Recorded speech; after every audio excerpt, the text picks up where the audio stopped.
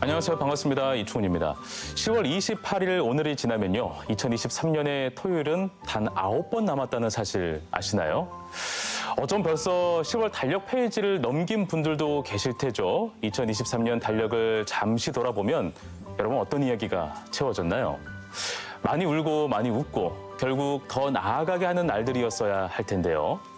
오늘 반갑습니다에서는요, 우리 전북을 시작으로 대한민국 그리고 세계 화합에 대해 끊임없이 고민하는 정동영 전 통일부 장관과 함께 하나 되어 나아가는 미래를 그려보겠습니다. 안녕하세요. 반갑습니다. 아이고, 반갑습니다. 네, 우리 시청자분들께 인사 말씀해 주시죠. 네, 안녕하십니까. 정동영입니다.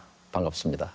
네, 사실 이 TV를 통해서 상당히 반가워하는 분들도 많이 계실 것 같습니다.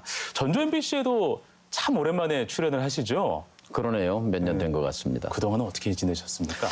저는 뭐 별일 없이 잘 지냅니다만 우리 전북도민들께서 마음 불편해 하시는 일이 많잖아요. 그래서 저도 마음이 그리 편치는 않습니다. 알겠습니다. 워낙 뭐 전국적으로도 활동을 많이 하고 계시지만 사실 뭐 전주시에서도 더 많은 활동을 하셨기 때문에 이렇게 돌아다니다 보면 알아봐 주시는 분들도 상당히 많죠. 방송이 정치보다 강렬한 것 같아요. 그래요? 그러니까 가끔 MBC 정동영이다. 아, 이미지가. MBC 앵커 아니셨어요? 이렇게 질문한단 말이에요. 네네. 오래전 일이거든요. 네. 사실 언론보다 정치를 한 세월이 더 길었는데 그렇구나. 아직도 방송 이미지가 네. 그러니까 정치보다 강렬한 거죠. 네. 그래서 저를 알아봐 주시는 것은 감사한데 또 감사한 만큼 그만큼 책임감도 느낍니다. 왜냐하면 전주에서 보면은 뭐 익산, 군산 비슷하죠. 예. 이 저녁 되면 캄캄해요. 불 꺼진 도시, 예. 활력이 느껴지지 않는 도시. 내 책임도 크구나 그런 마음에 불편함이 있습니다. 아, 그렇군요. 사실 제 입장에서도 또 남다르게 느껴지는 건 또 MBC 대선배님이시기도 하고 그리고 또 기자로 입사하셔서 정치부 또 후에는 아까 말씀하셨던 것처럼 뉴스데스크 앵커로도 이제 활약을 하셨으니까 거기에 대한 이미지가 더욱더 확고해진 게 아닌가 싶기도 합니다. 언론인으로서 함께 느끼는 공감대가 있기에 오늘 만남이 참 좋구나라는 생각도 하게 되는데요. 기자가 되기로 이렇게 마음먹은 계기가 참 궁금해요. 제가 칭찬 한마디 할까요? 네네. MBC 아나운서 중에는 최고의 미남 진행자가 들어온 것 같아요. 감사합니다. 네, 선배님께 칭찬받으니까 너무 좋습니다. 네. 저는 그 어렸을 때 활자 읽는 걸 좋아했어요. 시골에서 그 우편 배달부 아저씨가 이제 신문을 가져오면 그 시골은 이틀 지난 신문이 와요. 아, 그래요? 그 연재 소설 읽는 그런 재미가 그렇구나. 있었고 네. 중학교 때 그 선생님 한마디가 굉장히 중요하죠. 국어 시간이었는데 우리나라에는 훌륭한 언론인이 있다. 동아일보의 천관후 편집국장이라는 분이다. 이렇게 설명을 하더라고요. 근데 중학생인 제 귀에 그 이름 석자가 꽂혔어요. 근데 그것이 결국 제 인생에 굉장히 영향을 미친 거예요. 나중에 그 천관후 선생은 제 결혼식 주례를 서게 됩니다. 아, 그래요? 그리고 대학 시절에는 그분을 모시고 역사 모임도 함께 했습니다. 연구 모임. 네네. 제 경우를 봐도 선생님의 한마디, 특히 칭찬, 학생들에 대한 네네. 그런 한마디가 청소년 학생들의 미래를 좌우할 수도 있다. 선생님의 한마디는 천금이다. 이렇게 말씀드릴 수 있겠습니다. 네. 그리고 또 대학 시절 때 또 다양한 경험을 하면서 뭔가 좀 인간에 대한 존엄성을 지키는 사람이 돼야겠다라고 마음먹은 계기가 또 있다고 들었습니다. 저는 이제 대학 때 3번 끌려갔어요. 경찰서에 한 번, 예. 네. 정보기관에 정보부에 한 번, 그리고 군대 보안사에 한 번 이렇게 끌려갔는데요. 예, 네. 그때는 이제 그때 대통령이었던 박정희를 반대하는 데모하다가 잡혀갔고, 그렇군요. 또 친구들과 그 모의하다 잡혀갔고 뭐 이래서 잡혀가서 뭐 옷을 벗기고 고문도 당하고 그런 그 청년 시절의 경험이 저의 몸속에 인권, 자유, 민주주의 이런 것의 소중한 가치를 새기는 계기가 됐죠. 그래서 더욱더 확고한 언론이 되겠다라고 마음먹은 시절을 또 보낸 거군요. 사실 언론인으로서는 불행한 시기였어요. 자유 언론을 누리지 못하고 네네. 제한된 그런 범위 내에서의 그 보도 활동이었기 때문에 네. 그 행간, 말 한마디, 뉘앙스 한마디라도 더 사실에 접근해서 진실에 접근해서 보도하려고 노력했던 그런 게 생각납니다. 네, 알겠습니다.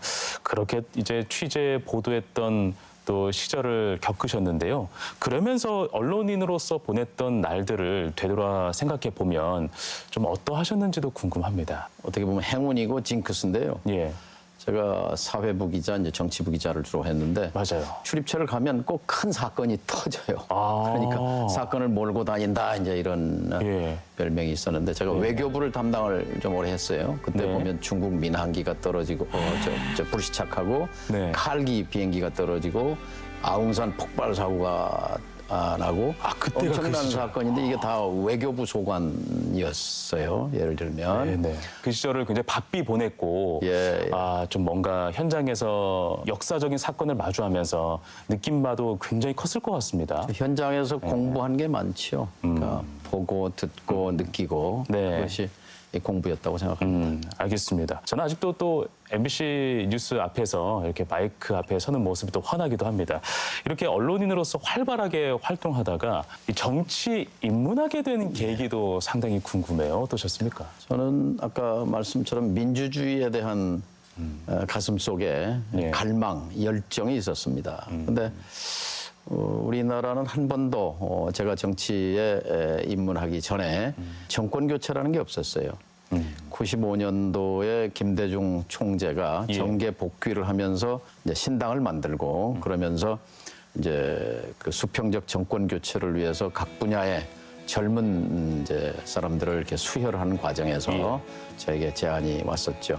그때 정권이 여당이 야당되고 야당이 여당되는 역사가 일어나야만 민주주의라고 할 수 있다. 그래야만 언론 자유도 설 수 있고 언론 출판 집회 결사 표현의 자유, 양심의 자유, 학문의 자유가 제대로 선 민주주의와 인권국가가 될 수 있다. 네. 이런 확신으로 참여했던 거죠.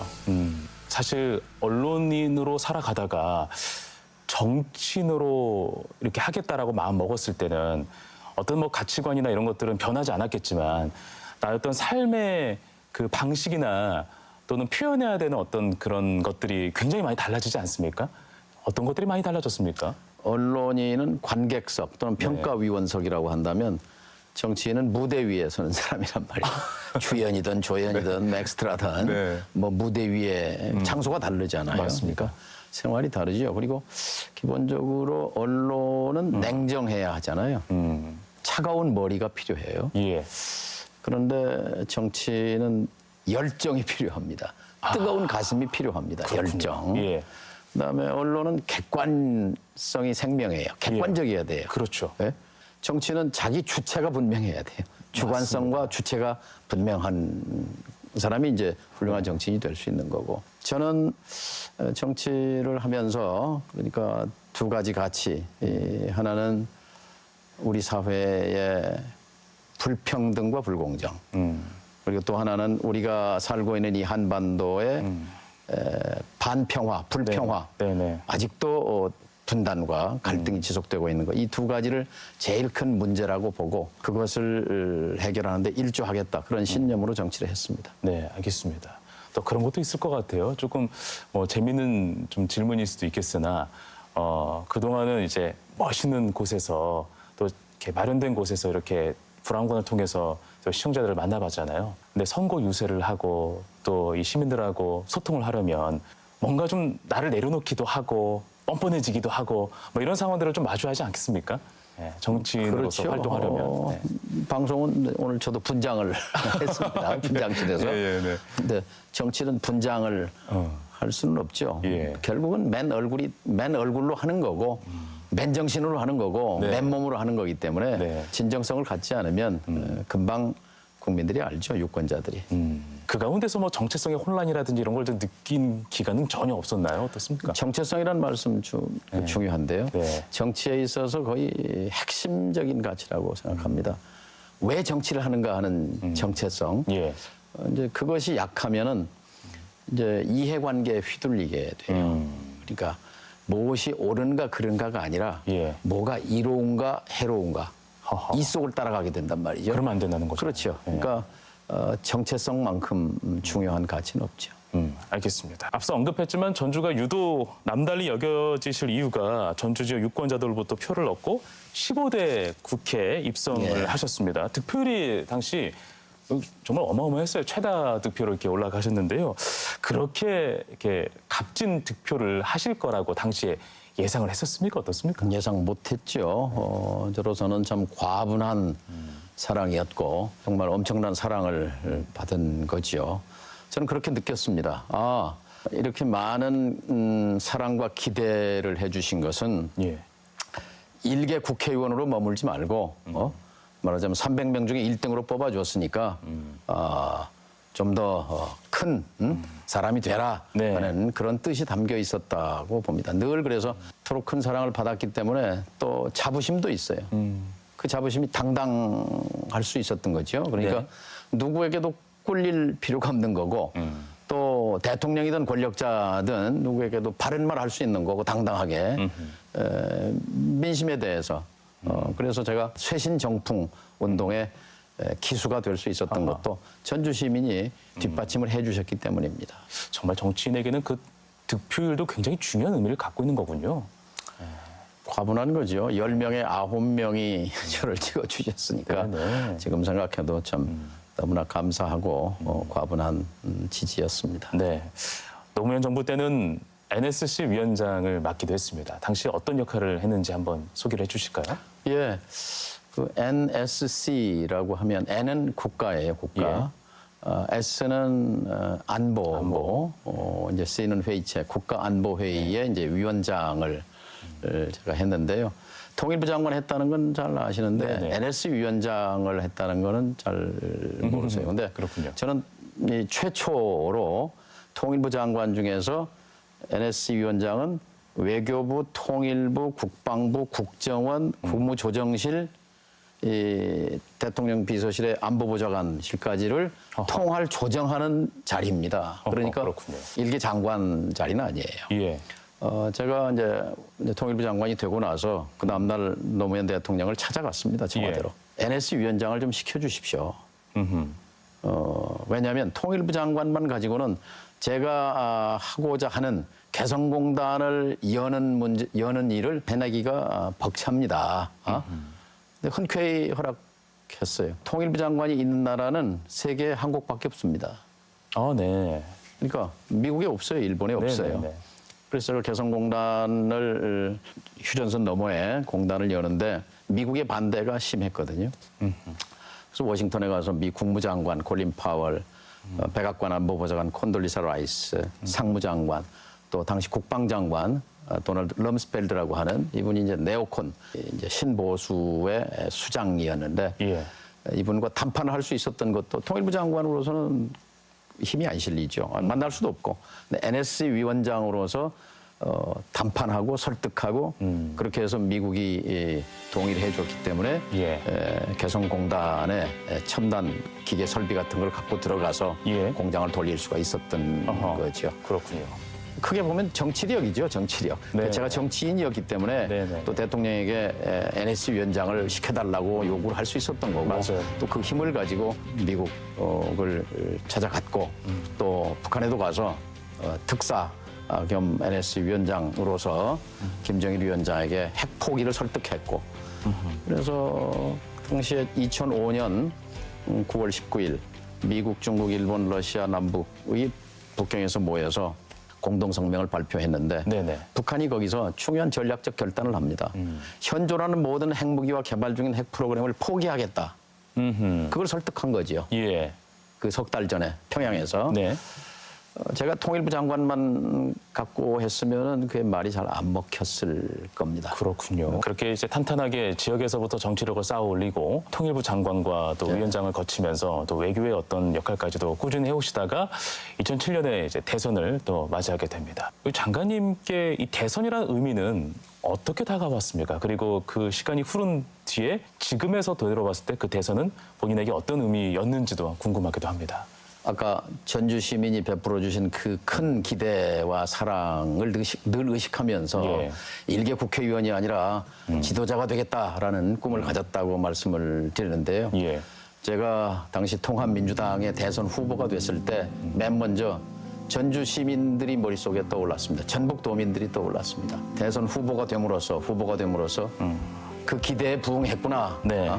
그런데 불행히도 뭐 성공은 못했습니다만 정치는 꿈을 꾸는 사람입니다.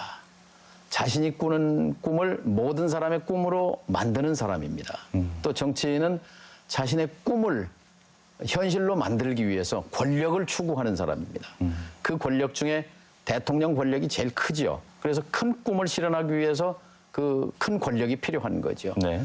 저에게 큰 꿈은 우리 사회의 불평등 문제, 남녀의 불평등, 임금과 직업, 여러 가지 조건의 불평등, 기회의 네. 불평등, 지역의 불평등, 영남과 호남의 불평등, 서울과 지방의 불평등, 정규직과 비정규직의 불평등, 대기업과 중소기업의 불평등.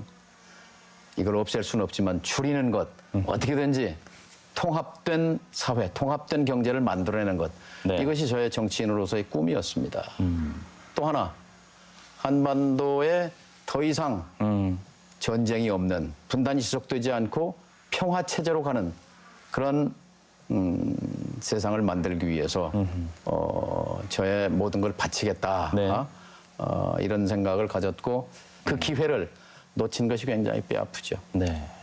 근데 대선이 좀 잘 안 되고 나서 상당히 좀 오랫동안 고민도 많으셨다고 들었습니다. 뭐 정치의 길을 더 걸어야 되는지 아니면 여기서 중단해야 되는지 또 반성문을 쓰기도 하고 막 그러셨다는데 그 이후 직후는 좀 어떠셨습니까?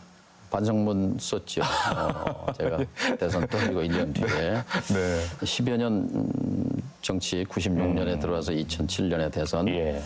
11년 동안 정말 저로서는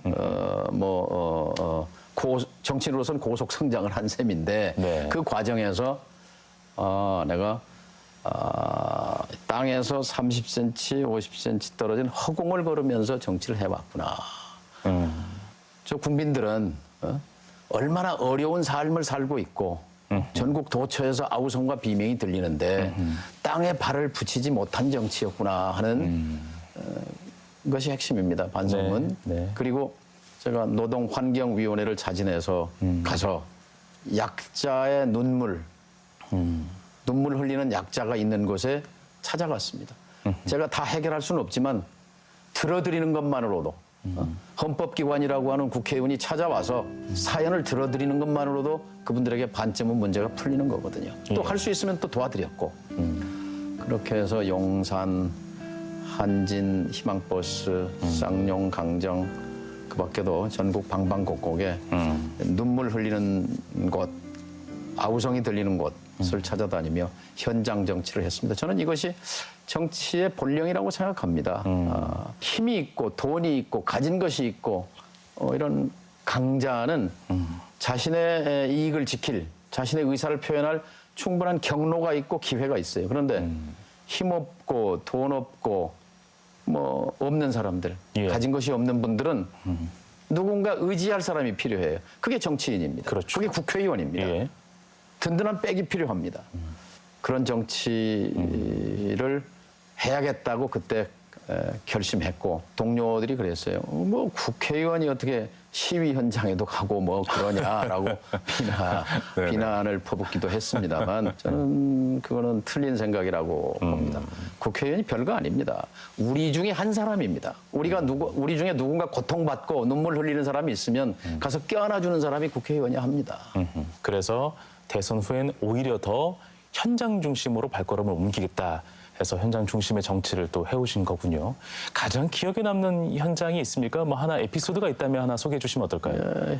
한진 희망버스인데 한진중공업에 이제 그 김진숙 민노총 지도위원이 크레인 저 높은 곳에 30m 상공에 고공농성을 한 달, 두 달, 석 달 계속 이어가면서 전국적으로 이제 희망버스가 조직돼서 몇천 명씩, 몇만 명씩 부산 영도 조선소로 이제 몰려가고 그랬어요. 그때 이제 희망버스에 저도 동승해서 같이 갔습니다. 근데 정치인은 거기 가서 이제 항의하고 시위하는 사람과 달라야 되잖아요. 예. 뭐냐? 문제를 해결해내야 되잖아요. 맞아요. 근데 이제 해결하는 과정에서 고공농성의 외침을 들어야 할 사람은 오나란 말이에요. 네. 재벌 회장이에요. 근데 재벌 회장의 귀에 안 들린단 말이에요. 근데 저희는 야당이었어요. 그래서 제가 여당을 찾아갔습니다. 여당 대표가 그때 홍준표 지금 시장이 대표인데 그렇군요. 제가 홍 대표 당신이 당대표 될 때 그 조선일보에 보니까 조선소 노동자의 아들 여당 대표 되다라고 이 제목이 달려 있던데 예. 아니 지금 조선소 노동자가 죽게 생겼는데 이렇게 오불관은 뒷짐지고 있으면 되겠는가? 그 한진중공업의 조남호 회장을 좀 만나게 해달라. 좀 설득을 해야 되겠다. 예. 결국 홍준표 대표의 주선으로 조남호 회장이 청문회에 나왔습니다. 그렇군요. 노사정관 노조 대표, 회사 대표, 정부 대표, 노동부 장관 그리고 국회 여야 이렇게 해서 협상 테이블을 만들고 거기서 합의안을 중재안을 만들어서 결국 김진숙 지도위원이 309일 만에 비극적으로 결말이 안 나고 평화적으로 해결이 됐는데 그때 정치라는 건 결국 정치력이다. 문제 해결 능력이다. 맞아요. 이런 생각을 했습니다. 네, 알겠습니다. 또 고향이자 정계 물꼬를 튼 우리 지역을 향한 애정도 남다를 거라 생각이 듭니다. 이제 문제 해결을 하는 전 국회의원으로서도 또 이 사안들을 많이 또 바라보셨을 것 같은데요. 이전부터 사실 전라북도는 또 뭐 정치적 안팎으로 뭐 크고 작은 상처들이 있는 건 사실입니다. 최근에는 이 새만금 예산 삭감 문제가 있기도 했고요. 이 사안에 대해서도 참 다른 감정으로 바라보셨을 것 같습니다. 예. 그 말씀 전에 참 전북도민이 아프면 저도 아픕니다. 예. 30년 동안 우리는 새만금 노래 부르고 살아왔습니다. 언젠가 새만금이 우리의 구세주가 될 거다. 새만금 공항 600억 예산을 60억으로 깎아버렸어요. 600억을 60억으로. 공사 착공 못하는 거죠. 항만 1,600억 예산을 400억으로 깎아버렸어요. 분산에서 새만금 항까지 인입철도 110억인가 계상됐는데 그건 다 정보고 협의해서 각 부처 간에 기재부가 그거 제로로 만들어버렸습니다. 이런 식의 보복성 예산 삭감 이건 해방 후 처음이에요. 그래서 저는 분노해야 할 때는 분노해야 합니다. 그리고 힘을 보여줘야 합니다. 전라북도에 힘이 있었다면 정치력이 있었다면 정치가 있었다면 이렇게 무시당하지는 않았을 것입니다. 전북에 중심이 없었고 힘이 없었다고 생각합니다. 지금이라도 약자는 뭉쳐야 힘이 나옵니다. 그리고 화낼 때는 화내야 합니다. 그렇게 해서 우리의 이익 새만금 예산 6,600억 중에서 5,200억이 날아갔는데요. 이 5,200억 다시 되살려야 합니다. 알겠습니다. 정치 원로로서 또 따끔한 말씀까지 해주셨습니다. 그 많은 사람들이 정동영이라는 사람을 이렇게 생각했을 때 언론인 또는 정치인 또는 어떤 사람 이런 사람이라는 생각은 각각 다 갖고 있을 것 같습니다. 예. 그렇다면 정동영이 바라보는 정동영은 과연 어떤 사람일까 또 궁금해졌습니다. 어떻습니까? 저는 이제 투사는 아닙니다. 지금까지 말씀하신 건 대부분 다 투사적인 투사는 이야기였는데. 아닙니다. 네. 이 갈등과 싸우는 거를 극도로 싫어하고요. 네. 화합을 추구하는 편입니다. 또 정치의 본질은 통합이거든요. 국민 통합이에요. 왜냐하면 대통령이든 국회의원이든 자기를 안 찍은 사람이 많거든요. 정치인에게 있어서 통합은 지상의 가치입니다. 그러니까 사회 통합, 경제 통합, 그러기 위해서 또 정치 통합. 지금 야당 대표도 안 만나고 있지 않습니까? 1년 반 되도록. 인정하지 않는 거죠. 그렇게 어떻게 정치 통합이 되겠어요? 대조적인 게 독일입니다. 독일은 지금까지 수십 번의 내각을 2차 대전 이후에 했는데 단 한 번의 예외도 없이 다 연립 내각입니다. 야당을 끌어들여서 연정을 하는 거예요, 연합정부. 우리 역사에서는 김대중, 김종필 연합정부가 한 번 있었습니다. 그때 IMF 극복했잖아요. 근데 지금 야당 만나지도 않고 서로 타도해야 할 대상으로 반목하고 증오하는 정치, 이건 실패하는 정치라고 생각합니다. 저는 뭐 이제 정동영 어떤 사람이냐고 물으셨는데 저는 통합의 정치를 추구하는 사람입니다. 그런 차원에서 남북 간의 이 화해 협력 그리고 통합 그 상징인 개성공단을 열고자 노력하는 사람입니다. 화해 정치인이라고 하셨는데 또 화해하지 못하고 화합하지 못하는 어떤 세력과 그런 세력을 정치를 보면은 또 분노할 줄 아는 사람이라고도 생각하면 되겠네요. 구동존이가 제 좌우명입니다. 구동. 네. 뜻이 같은 사람을 널리 구하고 이 생각이 다른 사람과는 그냥 공존하는 거예요. 그걸 없애려고 하지 말고 다투려고 하지 말고 네네. 구동존이 저는 저의 좌우명이자 그게 정치의 핵심과 통한다고 생각합니다. 알겠습니다. 이렇게 말씀을 들어보니까 앞으로의 행보가 더 궁금해졌습니다. 앞으로의 계획이 어떻습니까? 예, 저는 전북도민으로부터 과분한 사랑과 기대를 받은 사람입니다. 그런데 전북이 유사 이래 가장 어려운 처지에 떨어져 있습니다. 그런 형편에서 저 혼자 유유자적하게 편하게 평온하게 지낸다는 것이 굉장히 죄스럽습니다. 도리도 아니라고 생각하고요. 그래서 어쨌든 전북도민들께서 보내주신 그런 과분한 사랑으로 당대표도 하고 당의장도 하고 장관도 하고 대통령 후보도 했던 그런 경험을 살려서 전북에 기여해라, 힘이 되라 하는 그런 말씀을 깊이 있게 듣고 있습니다. 무겁게 깊이 숙고해서 조만간 결심할 생각입니다. 네, 알겠습니다. 자, 이제 마지막 말씀 듣고 마무리하겠습니다. 우리 이 방송을 또 지켜봐준 시민분들과 또 도민분들에게 끝인사 한번 해주시죠. 희망의 메시지를 말씀드리고 싶은데요. 새만금 30년 동안 우리가 새만금 노래 불렀는데 뭐 안 나왔어요. 근데 작품이 하나 나왔어요. 그게 뭐냐? 배터리 맞습니다. 첨단 전략 산업 특화 단지가 된 거예요. 울산, 포항, 청주. 거긴 이미 삼성, 현대 등등이 투자해서 기반이 있는 거고 우리는 지금 허허벌판인데 자, 경제 발전 단계에서 우리를 먹여 살렸던 철강, 화학, 또 조선, 자동차, 또 반도체. 우리는 변방이었어요. 우리는 찬밥이었어요. 철강 산업이 있습니까? 조선이 있습니까? 화학이 있습니까? 반도체가 있습니까? 그런데 자 이제 반도체 신화의 대를 잇는 미래 먹거리 산업이 배터리입니다. 2차 전지입니다.